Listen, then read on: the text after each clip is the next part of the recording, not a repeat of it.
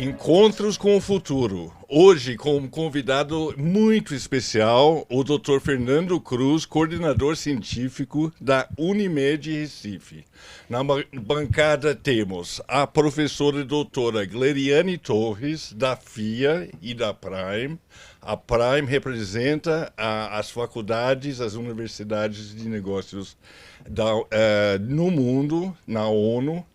Pedro Saad, que representa o ODS-17 do Pacto Global e também na World Observatory, e o professor Rodolfo Ruiz, professor de comunicação aqui da ESPM. Encontros com o Futuro Uma iniciativa. é uma iniciativa da ESPM, do World Observatory e da Prime.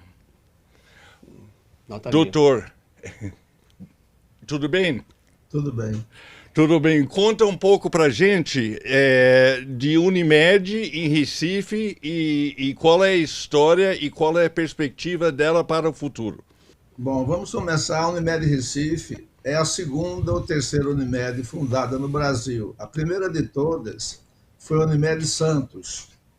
A Unimed hoje é um conglomerado de 300 e poucas Unimedes espalhadas por todo o Brasil. A Unimed Recife, como eu disse, completou 50 anos e eu já entrei na Unimed depois de velho. Eu entrei na Unimed, eu tinha minha atividade quase toda na iniciativa privada e na faculdade, mas eu entrei na Unimed há 20 e poucos anos, quando fui convidado para ser diretor adjunto do hospital que tinha antes desse. Quando foi fundado este hospital atual, que é um hospital, foi o primeiro hospital digital do Brasil, de Pernambuco. No Brasil já tinham alguns, mas como hospital digital, ele foi o primeiro. Esse hospital foi inaugurado em outubro de 2011. É uma criança ainda, é muito jovem, né? Estamos completando 13 anos em outubro. Eu fui convidado para assumir a direção. E este hospital é um hospital totalmente sem papel, foi uma novidade. E, inicialmente, nós tínhamos 200 leitos, com a necessidade de aumento. Há 3 anos foi inaugurada uma nova torre, e nós agora dobramos, temos 405 leitos. É um hospital que atende basicamente a rede Unimed, a rede dos clientes Unimed da Unimed Recife, e como é uma coisa que funciona com todas as Unimedes do Brasil, é o que nós chamamos de intercâmbio. Todas as pessoas que têm Unimed São Paulo, Unimed Curitiba, Unimed Porto Alegre, estando em Recife, usarão a nossa rede, porque faz parte da rede Unimed. E como o nosso hospital, além de tudo, tem uma função regional para o Nordeste, nós temos uma média de 40% do atendimento de outras Unimedes, de todo o Brasil e basicamente de algumas outras, de Pernambuco e do Nordeste. Quando as pessoas vêm de férias para as nossas praias, então eles têm a nossa retaguarda, ele pode ser de qualquer lugar do Brasil. Então, essa Unimed foi criada em 2011. Naquela época, eu fui o primeiro diretor, fui diretor até o meio da pandemia, quando eu mudei de função, passei para esse cargo atual. E neste período, nós trabalhamos muito como médico. Antes eu era professor de cirurgia pediátrica, então a gente sempre se preocupou com qualidade de assistência, e a gente levou esta noção, essa filosofia para dentro da Unimed. Lógico que todo médico tem de sempre dar o melhor, mas nenhum médico isolado, sem ter uma estrutura que o apoie, principalmente especialidades que lidam com alta complexidade, cirurgia cardíaca, neurocirurgia, oncologia, ninguém consegue trabalhar isolado, é um trabalho de equipe. Então, quando nós inauguramos o hospital, nós já começamos a trabalhar junto com as acreditações ou certificações. A primeira certificação que nós conseguimos atingir no hospital foi uma certificação que é ligada à USP e à Associação Paulista de Medicina. Depois disso, eles fazem uma auditoria rigorosa, a gente preenche uma série de pré-requisitos e, sendo aprovado, eles dão um selo de qualidade. Esse foi o primeiro selo. Na sequência, como a ANS, a empresa governamental que nos regula, como a ANS não aceita esta certificação, que é chamada CQH, Compromisso com a Qualidade Hospitalar, ela não é considerada uma acreditação pelas normas da ANS, nós tivemos de partir para outras acreditações. Então, já com 3 anos, nós tivemos uma primeira certificação de hospital digital com uma entidade americana chamada RIMS, que é uma entidade que lida só com a parte de digitalização da documentação. E em 2014, a RIMS é uma empresa internacional que qualifica hospitais digitais, que em 2014 ele auditou 9 hospitais no Brasil e 2, o nosso hospital e o Sírio-Libanês, conquistamos nesta primeira auditoria o penúltimo nível mais alto, chamado RIMS nível 6. Doutor Fernando. Isso em 2014. Ou não? Oi, doutor Fernando, essa inovação que vocês tiveram no sentido de digitalizar o processo, que é fantástico, né? Porque você consegue economizar em repetições de exames e tudo isso. O paciente ele consegue levar isso para outros atendimentos fora da rede. E um outro ponto aqui só para...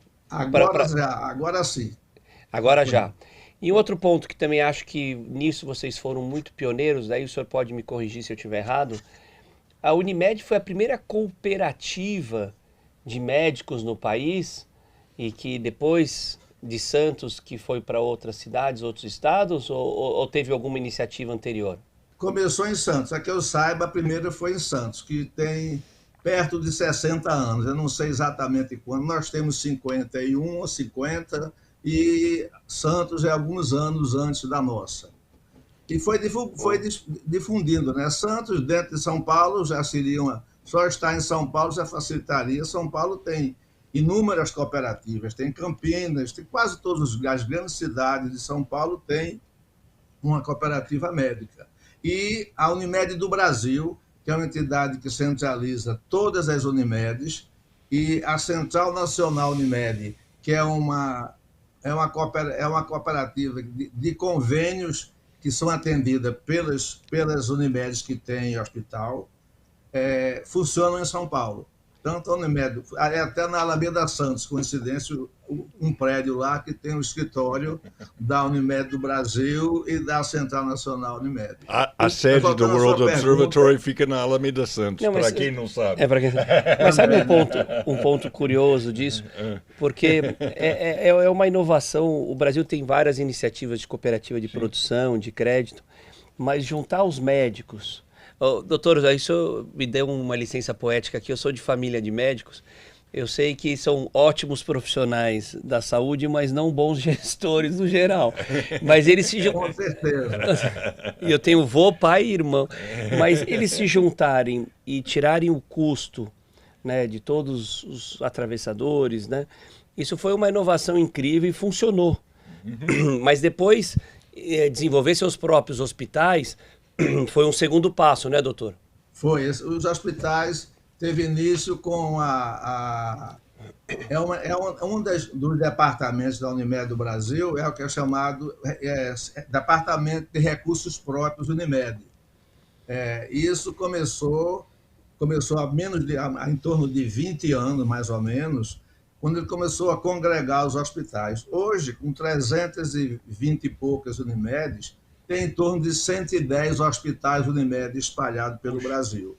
Tem por exemplo, o Unimed de Porto Alegre, até há pouco tempo não tinha um hospital, mas ele tinha uma relação com a rede terceirizada de avaliação de tudo, que fazia com que fosse uma Unimed muito produtiva e muito boa qualidade e com boa rentabilidade e sustentabilidade para poder manter. Eu não sei como é que eles se mantêm, porque... Eu acho que a gente está Bom, vendo então, aqui um excelente caso de parcerias, né? Como os médicos lá atrás conseguiram criar essa instituição a partir das parcerias.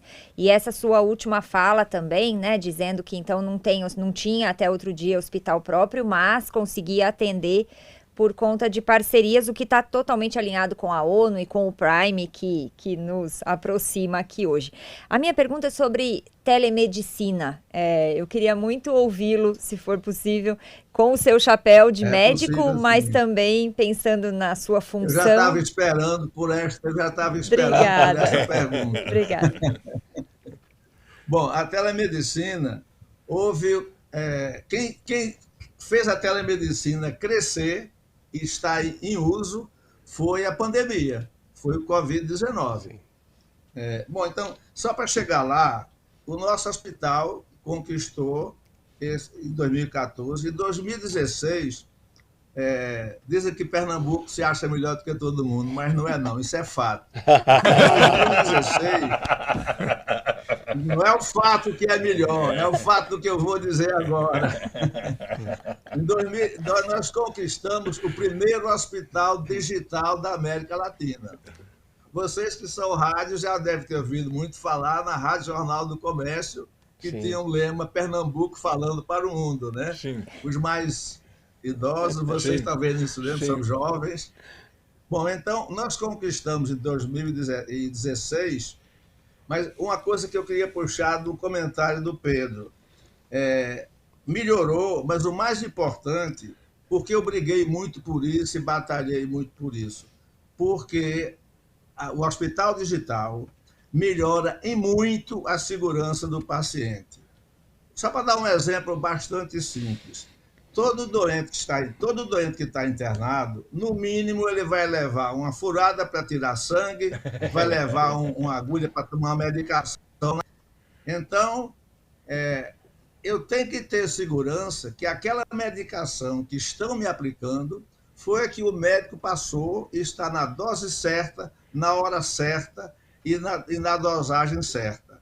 Isso é checado eletronicamente.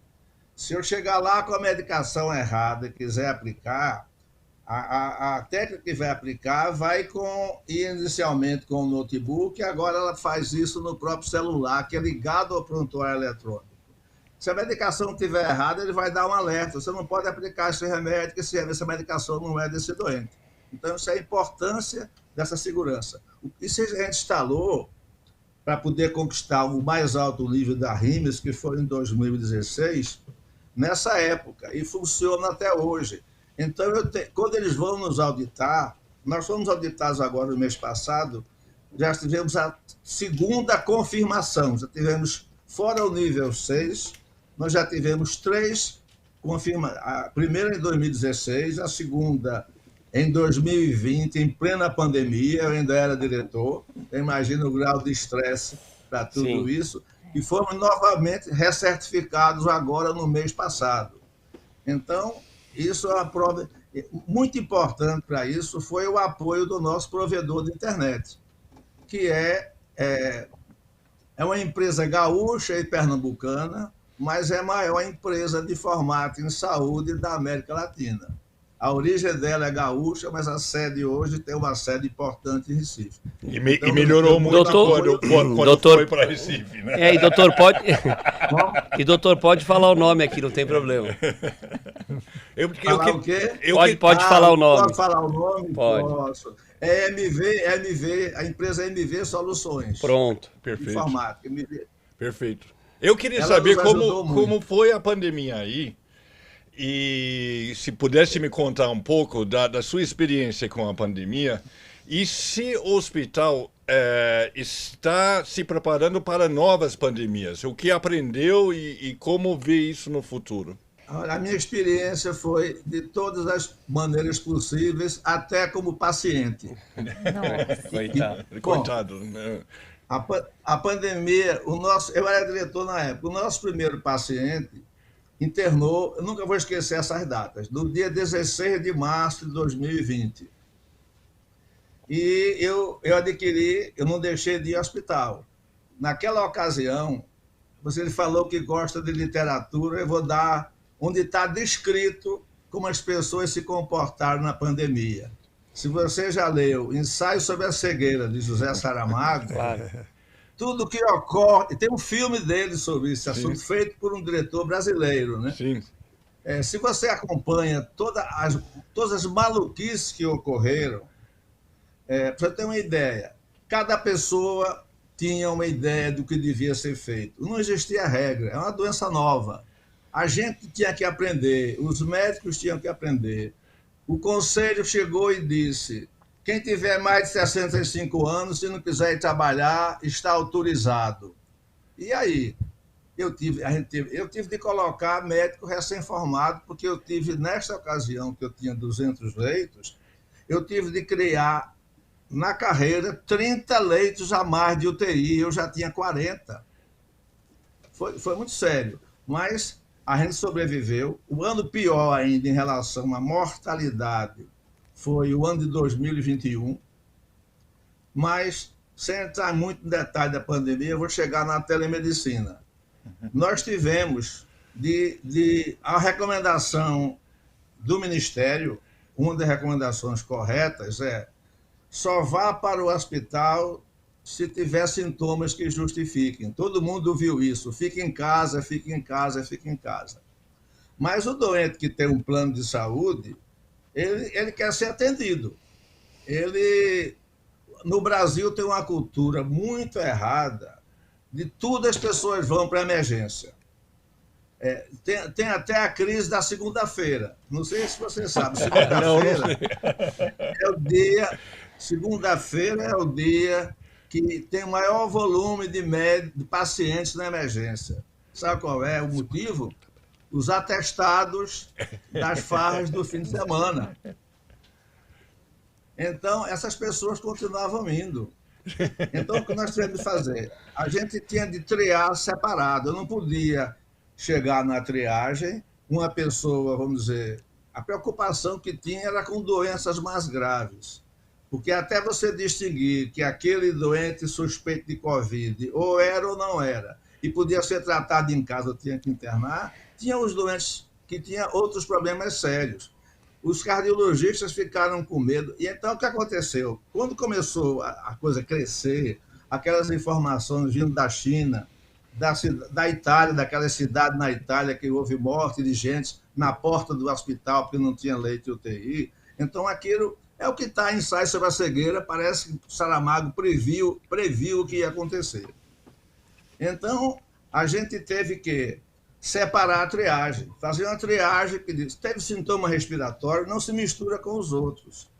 E, para evitar a volta, sem necessidade, foi aí que entrou a pergunta que ela fez, a telemedicina. Nós montamos um setor, também fora da emergência.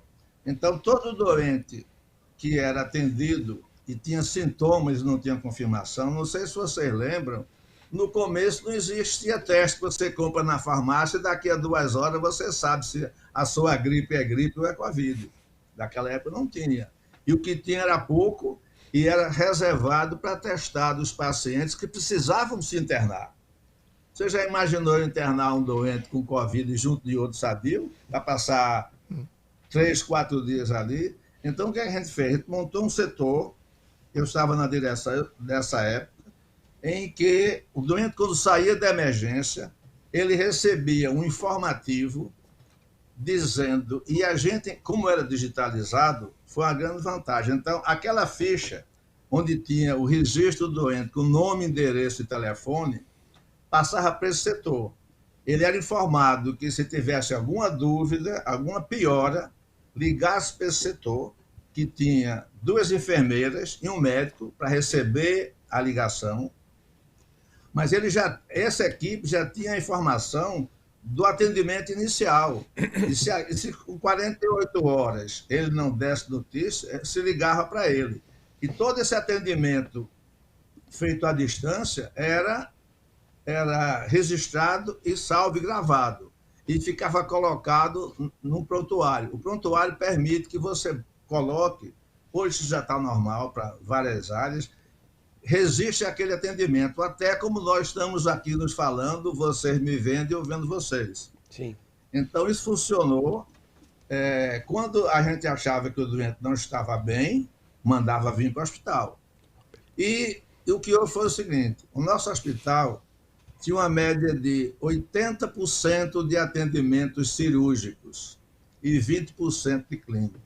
E desse volume de atendimento cirúrgico, a gente fazia 1.000 cirurgias mês. E um número grande eram cirurgias programadas, cirurgias eletivas. O que ocorreu? Os próprios doentes não quiseram se operar. Sim. Então, sobrou espaço. A grande dificuldade foi doente de UTI, que no começo esses doentes iam de ir para a UTI com muito mais, depois se viu que não precisava tanto. Mas, mesmo assim, a gente chegou a trabalhar com 70 leitos de UTI, a gente tinha 40, quase que dobrou, contratou leitos fora. A coisa foi tão séria que a gente contratou um hospital terceirizado que nós dissemos, eu não quero que você me dê vaga, não, eu quero que esse leito seja meu. Se eu pago o leito, mesmo ele vazio, para poder, tiver meu doente, eu tenho para onde mandar. Mas foi bronca, foi em alguns lugares melhor do que em outros, mas nós conseguimos sobreviver. E hoje estamos preparados, se houver qualquer coisa desse tipo, toda essa documentação está guardada, arquivada, está. O nosso prontuário é um banco de dados, é dentro do computador.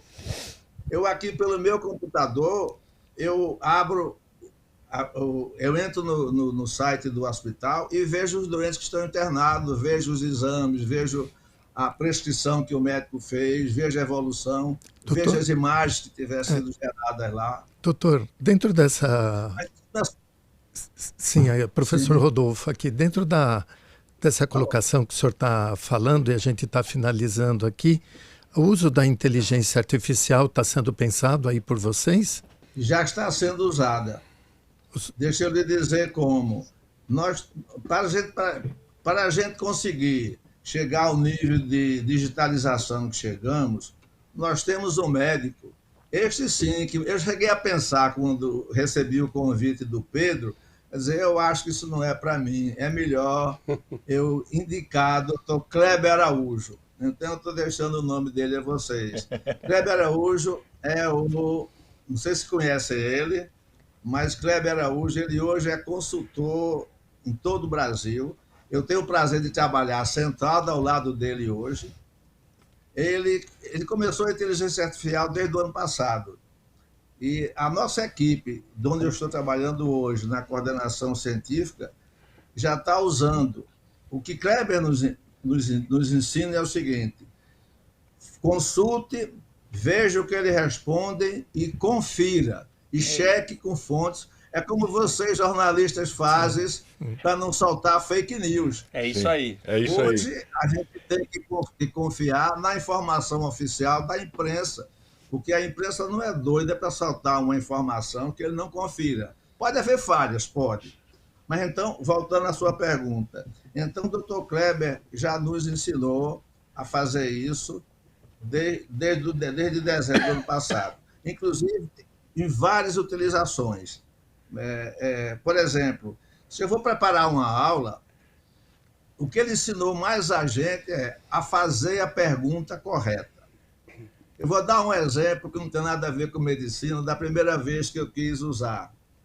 Minha esposa, ela vamos dizer, devota, o fã, adepta, de um adolescente chamado Carlo Acuti, que faleceu de leucemia na Itália. Não sei se já ouviu falar nesse jovem. Ele já é beatificado pela igreja e o corpo dele está em Assis, na Itália. E se o corpo dele não houve corrupção ainda até hoje. E ele, como era um adolescente da nossa época, ele foi enterrado de tênis, moletom, com a roupa que o jovem usa. Então, eu fiz uma pergunta. Quando morreu e onde está enterrado Carlo Acuti? Eles me responderam com o homônimo dele, italiano, que morreu há 3 séculos. Então, na ciência vai ser a mesma coisa, tem que ter cuidado com aquela informação. Isso o Kleber nos ensinou muito. Muito bom. O doutor, muito obrigado, foi sensacional. Nós vamos ter que encerrar por aqui, porque o programa só tem 30 minutos, mas eu agradeço muito a sua fala e a bancada aqui. Nota 10. Nota 10. Muito obrigado. Obrigado, doutor. Muito obrigado, eu estou feliz. Contar história é coisa dos idosos, né? Obrigado, doutor Fernando. Obrigado Foi a ótimo. vocês, me senti muito honrado com a presença de vocês, com essa participação. Muito Doutor, obrigado. escreva um livro sobre a sua história na pandemia, certamente vai servir de Olha, eu inspiração. estou começando a escrever, mas eu sou muito preguiçoso para escrever. Eu já comecei a fazer. Já comecei a escrever alguma coisa. Só que como eu leio, eu gosto de ler autores tipo Saramago e gente do nível dele, eu tenho uma autocrítica muito pesada. É difícil competir. Obrigado, doutor. Tudo de bom. Muito obrigado. Obrigado a você. Boa Abraço, noite. doutor. Tchau, tchau. Tchau, tchau. Boa noite, obrigado.